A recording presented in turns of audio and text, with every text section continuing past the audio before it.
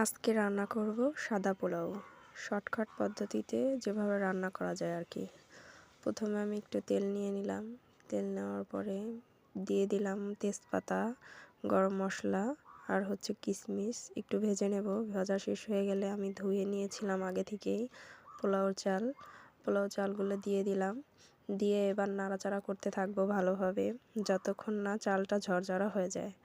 ঝরঝরা হয়ে আসলে তখন আমি যেই গ্লাসে করে চালটা আর কি মেপে দিয়েছিলাম ওই সেম গ্লাসে আর কি আমি গরম পানিটা ইউজ করব। 2 গ্লাস চাল দিলে আর কি 4 গ্লাস পানি দিতে হবে, তাহলে আর কি পোলাওটা ভালো হবে। পানি দেওয়া শেষ হয়ে গেলে আমি একটু লবণ দিয়ে দিলাম পরিমাণ মতো, আর দিয়ে দিলাম আদা বাটা। এই সময় আপনারা কেউ ইচ্ছে করলে গুঁড়ো দুধ বা লিকুইড দুধ ইউজ করতে পারেন, তাহলে পোলাওটা বেশি সাদা হয় আর কি। আমি ইউজ করিনি কারণ আমার এমনিতেই গ্যাসের সমস্যা আছে।